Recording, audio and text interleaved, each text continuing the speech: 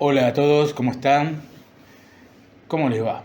Hoy nos vamos al 1 de octubre de 2011, donde le hice una entrevista al guionista de historietas Jorge Claudio Moraín. Así que le pedí, como en todas las entrevistas, que se presentara con sus palabras, sus propias palabras, y me dice: soy Jorge Claudio Morén, o sea, pronúnciese Morén. He vivido casi toda la vida en Máximo Paz, en el borde exterior del conurbano de Buenos Aires. Antes demasiado lejos, ahora demasiado cerca. Me río porque si el primer día hubiese aclarado cómo se pronuncia mi apellido, hubiese ahorrado algunos problemas. No hubiese sido discriminado por turco. Parece una broma, pero no lo es. Bien, escribo desde muy niño y publico desde los 18 años, sin parar hasta el neoliberalismo salvaje. En realidad no paré, pero tuve que frenar a fondo, pasar de ejercer un trabajo a casi dedicarme a un hobby, de ganar lo suficiente para vivir a despreocuparme de que te paguen o no, de encontrar 15 revistas con mis trabajos en cualquier kiosco, a tener que escanear cosas viejas para que alguien tenga un ejemplo de lo que hago. Morén, le digo yo, que siempre le dije Moraín. Toda mi vida te dije Moraín. Lo que me vengo a enterar, digo.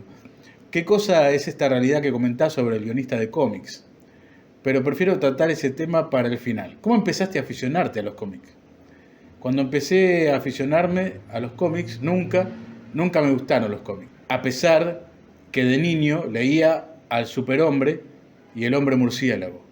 Lo mío siempre fue la historieta, que es nuestra forma de hacer literatura verboicónica. Cómics hacen los norteamericanos, y solo se parece a la historieta en la forma. ¿Acaso la historieta sea más parecida al bande dessinée o a los fumetti, pero no a los cómics? Bueno, me aficioné a la historieta desde antes de saber leer. Mi madre me leía El Pato Donaldo y otras historietas, de Editorial Abril. Luego me cultivé con Mister X, Rayo Rojo, Cine Misterio. Pero me apasioné por el género a partir del maestro Héctor Germano Estergel. En tiempo real, yo empecé a leer El Eternauta el 4 de septiembre de 1957. Bueno, y o sea que leíste El Eternauta cuando salió. Qué grosso, yo lo leí recién en el 83, 85 me parece, cuando lo reeditó Record, con esos fascículos a todo color. ¿Cuándo sentiste el impulso de escribir guiones? Y entonces al leer esos guiones extraordinarios, me dice, profundos, sentidos, verdaderos, decidí a los 15 años que dedicaría mi vida a escribirlos, para tratar de imitar a mi padre espiritual H.G.O. Hice el curso de dibujo de los 12 famosos artistas de la Panamericana de Arte, solo para aprender historieta, y cumplí mi destino. Un día Oesterhel me llamó colega. Le digo, soy curioso. ¿Qué podés decir de Oesterhel? Sabemos mucho de su obra, pero el suelo humano que fue siempre está teñido por su trágica desaparición. Leyéndolo me resulta alguien querible. Sus personajes, Bull Rocker, Ernie Pye, el Sargento Kirk, Juan Salvo, siempre me causan simpatía, la simpatía hacia el hombre común, a los buenos tipos. ¿Se parecía a sus personajes en eso? A veces me pregunto por qué entonces, cuando me consideraba colega, no aproveché para conversar con él, para preguntarle cosas, para saber cómo era. Pero por entonces tenía yo una especie de timidez, me costaba acercarme a mis colegas, porque de algún modo sentía que yo no era de ellos, no era un colega de ellos, que por alguna causa creían que yo era más de lo que en realidad era, y como que tenía miedo a que se diesen cuenta. Sé que a muchos les ha pasado esto, y creo que a Oesterhel también. Era retraído, silencioso, a uno le daba cosa molestarlo en sus pensamientos. Siempre cuando cuento que la mayor charla que tuve con él fue en el cuarto piso, del cuarto piso a planta baja, en el ascensor de Editorial Columba.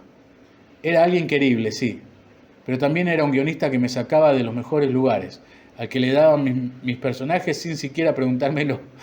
Ahí sí me ponían en el lugar que yo me merecía, o que yo creía merecer. Por eso nunca me quejé de la cantidad de Kabul no publicados, de las historietas truncas, de los Argón con Tursi, que creo que nunca apareció, y aún de los Crap, un personaje magnífico que lo cortaron abruptamente porque necesitaban el dibujante para un guión de Robin Hood, aunque eso no tiene nada que ver con HGO, ¿no? Gracias, le digo. La respuesta es más de lo que esperaba. ¿Qué temas te gustan abordar en tus guiones? He tratado todos los temas. Por especialización me gusta la gauchesca. Por ideología prefiero las historias argentinas y latinoamericanas. Y la ciencia ficción siempre estuvo, porque antes de Editorial Frontera existió la revista Más Allá. Y esas son cosas de las que no se vuelve.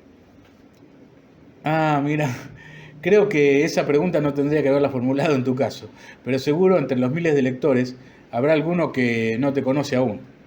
A ver, hiciste traducciones de Flash Gordon, de Modesty Blaze, de Rick Kirby, de Jim de la Jungla, de Tarzán, de Príncipe Valiente, del Capitán América, de James Bond, de Johnny Hazard, de Popeye, de Wes Slade, de Wonder Woman, de Spider-Man, de Hulk. Guionaste historias de Alamo Jim, de Cabo Sabino, de Cabo de Bengala, de Pehuen Curá, de Martín Toro, de Argón, y hasta realizaste la adaptación teatral del Eternauta. Un montón de laburo. ¿Qué puedes contar de la experiencia del Eternauta en teatro? El viajero de la eternidad. Le puse ese título porque en 1997 aún había inconvenientes con los derechos de la palabra Eternauta. Ganó el tercer premio del concurso Enrique Santos Discépolo de la Dirección de Bibliotecas de la provincia de Buenos Aires, en 2001. En 2007, luego de una exitosa muestra 50-30 de Mariano Chinelli, me llamó desde La Plata el director operativo de la comedia de la provincia de Buenos Aires, Ciro Colli. Dijo que quería poner el Eternauta. Acá hago una pequeña acotación, ahora sigue él diciéndome la respuesta. Mariano Chinelli es un muchacho fanático y experto en la vida de HGO, o sea, de Héctor Germano Estergel, y más que nada el Eternauta. Tiene montones de cosas, yo ahora le perdí el rastro, en una época teníamos contacto y hablamos un par de veces, pero lo acoto acá porque, bueno, es un chico que la verdad ahora no sé qué está haciendo, pero él se mataba, la verdad, buscando cosas y trabajando para mantener viva la historia del Eternauta y la memoria de HGO. Bueno, me seguía diciendo Morén. Cuando acudí le pregunté si era consecuencia de la muestra, pero no tenía idea. Querían homenajear a HGO en ese aniversario y en algún colegio se había puesto parte de la obra. Al enterarse que uno de los jurados, Daniel Suárez Marzán, ex director de la comedia, los otros fueron Griselda Gambaro e Ismael Hasse, mayor fue su entusiasmo. Me previno que habría modificaciones y que la codirigiría Gustavo Alonso en la parte fílmica. Pedí asistir a los ensayos para supervisar los cambios. Nunca creí que fueran tantos cambios. De una obra de 2 horas, en 3 actos con láser, explosiones, cascarudos y títeres gigantes, con una multitud en escena.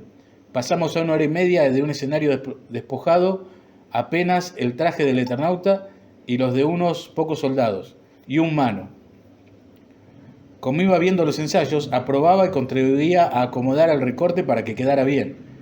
Y fue emocionante. Ya los ensayos llorábamos, los actores y yo. Lamentablemente, la apuesta del estreno no estaba todo lo bien que merecía. En esa estuvieron las abuelas y la familia de Oestergel. Las abuelas se refiere a las abuelas de Plaza de Mayo. La décima, la última, fue magnífica y apoteótica. Un señor que dijo ser dramaturgo me abrazó llorando a lágrima viva para agradecerme. 10 funciones a sala llena, en el Teatro Argentino de La Plata, sala Astor Piazzolla. Allí me enteré que lejos está Buenos Aires, Cava, del resto del país. Solo hubo una crítica de La Nación y breves menciones en el resto. Sí, leí la crítica en el diario Nación, le digo. Ojalá lo reestrenen y lo promocionen más. ¿Cuál es tu aspiración? O sea, ¿estás buscando fama o te interesa la fama? Bueno, la fama es puro cuento. Andando mal y sin vento. Yo no diría fama. Tal vez reconocimiento. Hay algo que nos pasa a los artistas con la parte final de nuestra obra. El que la completa, o sea, el público suele decírtelo. Y esa es la parte que uno quiere. Que venga alguien y te diga que te leyó, que te diga si le gustó o le desagradó. El momento más emocionante que tuve fue la primera vez que un nenito, en una muestra, no se cansaba de tocarme porque supo que yo hacía Lock Olmo. Parece que no terminaba de creer que yo fuese real. Le ha pasado a uno cuando el que admira lo llama colega. Y uno se siente chiquito, en ambos casos. Se siente fuera de lugar, en medio de una confusión, en la piel de otro. Eso es la fama y nada más. Hasta los 90, la motivación principal para escribir fue sobrevivir. Vivía del cuento y bien. Es cierto, y ese motivo, lo que decís, ¿qué es lo que te hace juzgar si un guión es bueno o malo? Sí me conmueve. ¿Estás de acuerdo con los filtros de edición? ¿O quién debería realizarlos? Sí. ¿Quién es un problema? Pero para que una revista, un proyecto de edición resulte, tiene que haber un filtro. Tiene que ser alguien o un equipo que sepa de historieta, que sepa de edición y que sepa de mercado. Y que sepa respetar el trabajo de los demás. No es fácil encontrar a alguien así. Columba lo tenía. Puede que no nos satisfaciera la orientación o la filosofía, pero existía. Y lo habían formado durante años. Recuerdo cuando ibas a la estación terminal de Retiro, que es una estación, aclaro, de trenes que comunica varias zonas del conurbano de Buenos Aires con la capital, con Cava. Y bueno, y en todas las paradas de revistas tenías un lugar para las D'Artagnan, los Tony, las Intervalo, la Fantasía. Estoy nombrando 4 publicaciones de la editorial Columba, ¿no? Que había montones de esas. En todos los kioscos había esas especiales, anuarios, números atrasados. Era un lujo. Vos tenías historieta a lo loco, ¿no? Le cuento, ¿no? Que mi mujer se conoce todas las historias. Un día hablando por teléfono con Lito Fernández, me quedo hablándole sobre Dennis Martin y Greg Henriksen como una hora. Yo era más hincha de Scorpio. O sea, ahí también aparecía tu nombre. Yo leí Kranz, El Incubo, con los dibujos del Alia. Y estaba buenísimo para mí, oscuro, un tipo era enorme, y la historia te transportaba a esa época con la piedra filosofal. ¿Cómo fue tu paso por la editorial Record?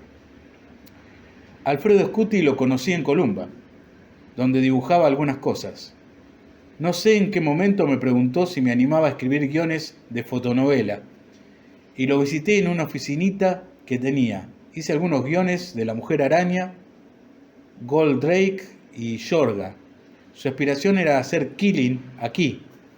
Ya publicaba Las Italianas en Italia, seguro. Se mostraba entusiasmado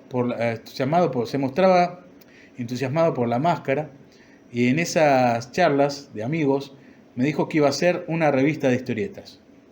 Y desde luego yo participaría. Los primeros avisos decían: los buenos somos pocos. Y en la lista figuraba yo. Escribí muchos guiones, buenos guiones, sobre todo de serie negra, Jungla de Asfalto y otros nombres, principalmente con Gustavo Trigo, otro amigo del alma. Luego dejé de publicar para él y me llamó muchas veces, pero había que mandar los guiones a aprobar a Italia, cosa que no me gustaba. Lo llamé para saludarlo el 31 de diciembre de 1992 y me pidió una continuación del Eternauta. Ya, se la hice ya, y la mandó a Italia, donde dijeron que era muy política. Se llama Los versos más tristes, y la tiene Solano desde hace mucho. Acá me asombro por Killing, ¿no? El tipo de La Máscara, que era una cosa de culto, se volvió de culto acá. Y yo le digo que sería re bueno ver esa historieta que hizo del Eternauta, ¿no? ¿Qué opinás de los neologismos? Bienvenidos. El idioma es algo vivo como las sociedades.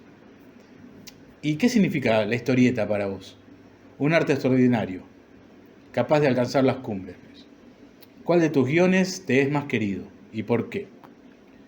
Memorias del Riachuelo, una historieta sencilla y conmovedora, acaso con un dejo melodramático. Tuvo 3 versiones y todo el que la ha leído la recuerda. ¿Pensás que hay lectores para los cómics? Sí, todos, de ayer, de hoy, de mañana, chicos, grandes, viejos, mujeres, hombres e híbridos. ¿Navegás por internet? ¿Tenés algún insign que sigas? Y las publicaciones de la Duendes en historietapatagónica.blogspot.com. Es verdad, sí. En esa época todos seguíamos a la Duendes, todavía está vigente.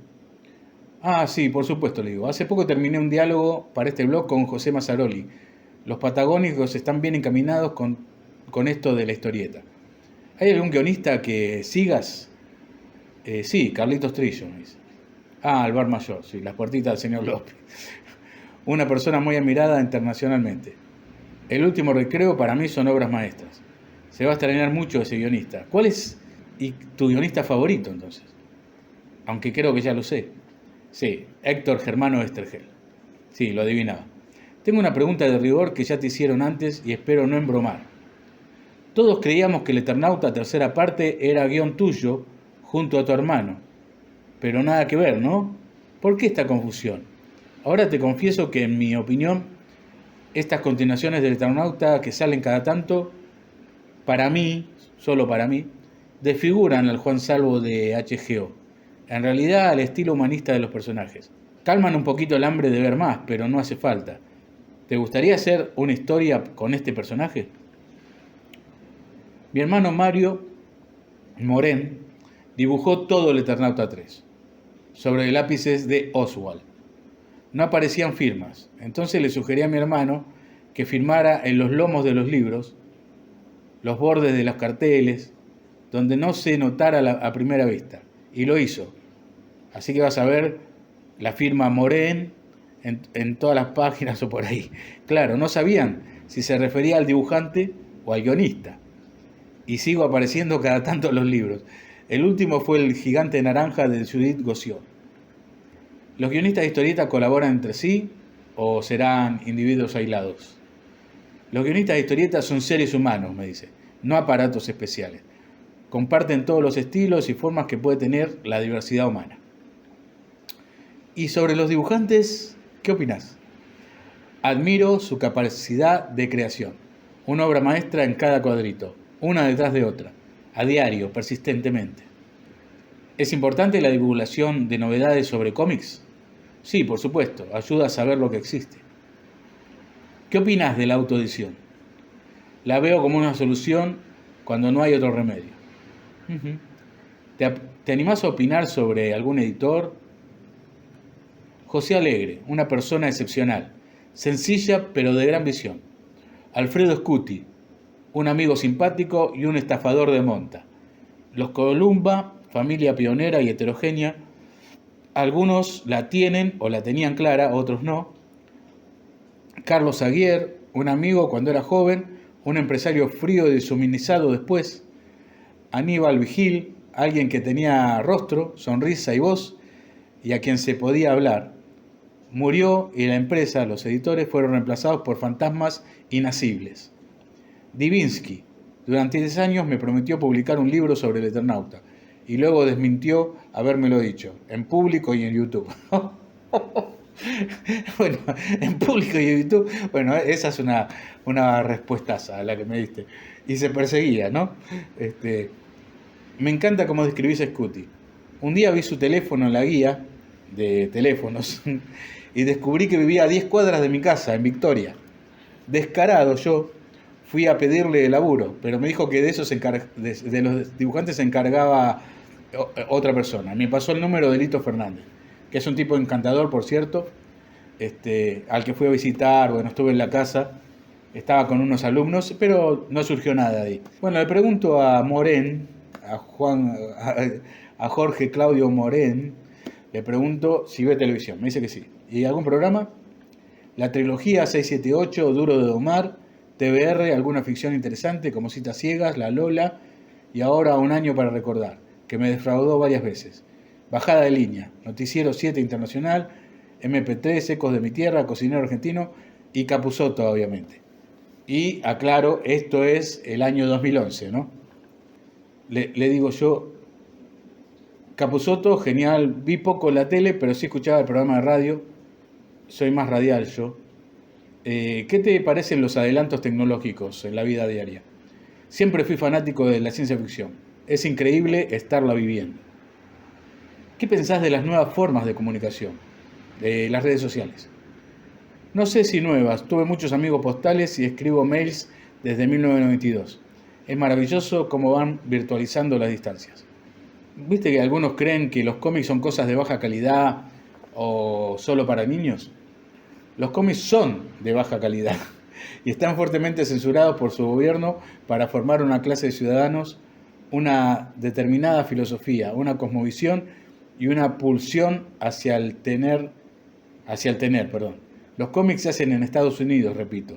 Esa maldición hace que mucha gente que no conoce la historieta argentina o la banda de cine, por ejemplo, o algunas obras japonesas o italianas, crea que todo es violencia, simplismo y maniqueísmo. Ahí le digo yo.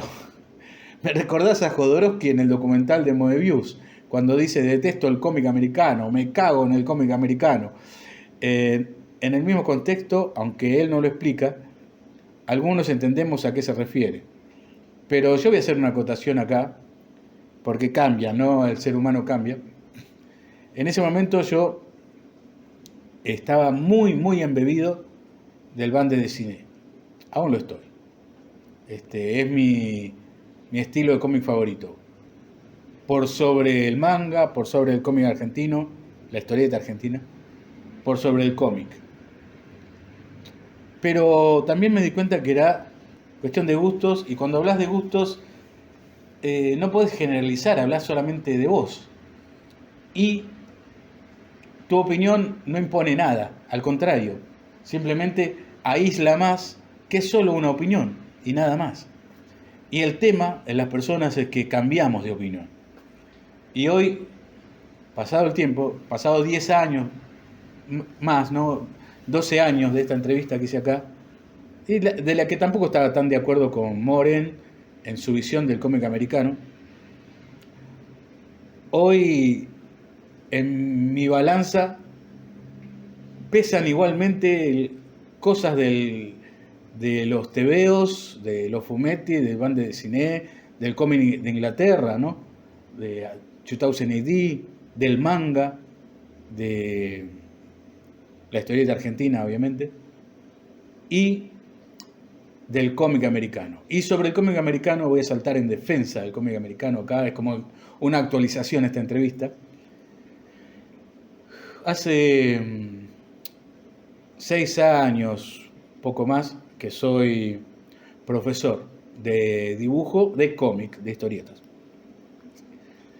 Y tuve un reencuentro con el making de lo que es todos los cómics.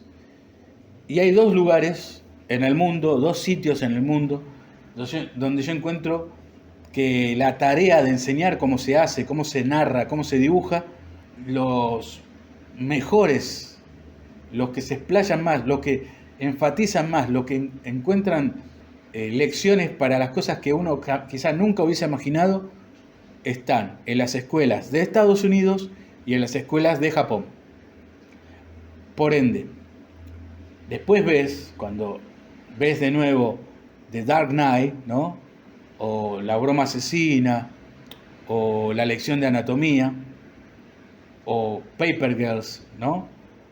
O Saga, y cualquier otra cosa que se me venga a la cabeza, te das cuenta que, loco, son geniales. Es portentoso lo que hizo, bueno, ese es inglés, Alan Moore, con V for Vendetta, o Watchmen, The Boys. Todas las series que se hacen están basadas en cómics. Y no es todo, como uno creería, violencia, cosas simples. Sí, hay mucho de eso, estoy seguro, pero es una cuestión comercial de venta para que llegue rápido a lectores, y obviamente se piensa, como en todo el universo de los cómics, en todo el universo de la historieta, es así. La historieta no es historieta si no se vende, si no llega a las manos de alguien. ¿Para qué quiero yo tener una obra maestra en los cajones de mi escritorio? Entonces, la parte comercial se busca en la portada, cuando le dibujaste, es un gancho. La primera página de los cómics tiene que ser un gancho para que la persona que abra la revista se la quiera comprar y llevar. Entonces, cambió mucho mi visión en estos 10 años sobre la importancia de que sea rentable un cómic. Es arte, porque yo soy de los que defiendo que los que dibujan cómics, los que hacen cómics son artistas, para mí son artistas, no son laburantes normales, no es lo mismo, sin menospreciar ningún tipo de laburo, pero no es la misma la intención ni la proyección que se tiene al levantar una pared de ladrillos, al crear un cómic. La proyección es diferente. Levantás una pared de ladrillos, son todas iguales. Lo único que busca el que lo hace es que sea fuerte, que sea firme, que sirva, que no agarre la humedad. Pero cuando haces un cómic vos estás pensando en todo el espectro, hasta dónde puede llegar. Estás pensando todo lo que estás escribiendo, todo tiene que ser perfecto, todo el dibujo tiene que estar acorde con la narrativa, tenés que saber contarlo. Y descubrí que los japoneses, ¿no?, las escuelas de manga y las escuelas de Estados Unidos, que enseñan todo, enseñan ilustración, cómic y viene por defecto animación. Entonces, y son carísimas ahora, en otra época no eran tan caras. Pero yo me escribo con muchachos y chicas que están estudiando en esas escuelas y digo, wow. Y aparte, no es que van como en las escuelas de acá, 1 hora de oratoria y se vuelven. No, ahí son 2 horas de lección y 4 horas de práctica. Los tipos salen hechos unos atletas. Entonces, el cómic americano merece todo mi respeto y también es el mejor medio para aprender a hacer historietas. O sea, rompe las fronteras. Yo entiendo lo de Jorge, su visión, porque tiene que ver con una visión de las cosas que pasan en Argentina. Nosotros hemos sido avasallados, hemos sufrido una penetración cultural terrible, donde todo aplastó a la historieta argentina, todo se sobrepuso, el manga, el cómic americano, pero no tiene la culpa ni el manga ni el cómic americano. Eso es algo que sucedió. Así que yo le decía, ¿no?, que en el mismo contexto, aunque no lo explica, algunos entendemos a qué se refiere, era lo último que dije. En aquella época yo también le explico, ¿no?, en que estudiaba con Silasi y Sanju, aparte del Scorpio, compraba muchas revistas españolas, como la Totem, la Blue Jeans, y la que era mi favorita, hasta hoy, la Metar Hurlan. Por lo que te digo, ya habrás calculado mi edad. En esos días era yo un adolescente. Lo único que te diré, que muchos años después descubrí cosas interesantes en el cómic, también en las historietas inglesas. Pero sospecho que mucho tuvo que ver la historieta de acá. Hasta Dragon Ball lo comparan con Batorusu. Contame una cosa ahora, porque me quedó ahí tildada una duda. ¿Cómo es eso que escaneabas algo para que te conozcan? Y antes había 15 revistas con tus historietas en algún kiosco. Es que es así, me dice. Hubo una época en que en los kioscos siempre había fantasías, D'Artagnan, Scorpio, Tonis, Casco de Acero, Un Jardincito, Diario de la Nación, El Zorro, un Kung Fu, y siguen las firmas. Siempre dije que, lamentablemente, yo era más leído que Borges. Ahora escaneo esas historietas para evitar su deterioro total. Y algunas subo, otros escanean y otros las suben, y así se van conociendo.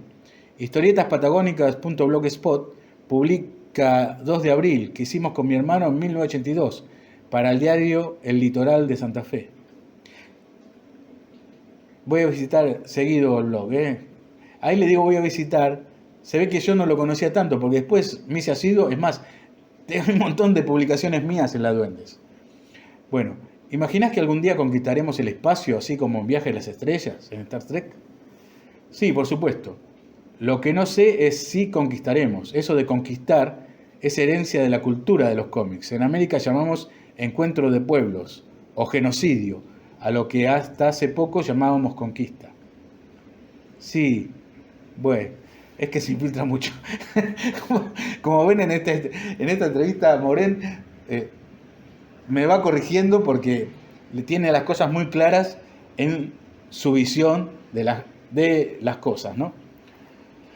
Me acuerdo que vi en la tele una nota a los productores de Martín Fierro con diseños de Fontana Rosa, o era Buggy el Aceitoso, no estoy seguro. El director de la peli se lamentaba que muchos de esos programas de chismes ponían alrededor de la conductora a los bichitos animados de la era del hielo o los autitos de Cars. La gente ni se enteraba de que estrenaban una película animada argentina. ¿Pensás que hay una forma de cambiar eso? Sí, me dice. Con educación, educación y más educación.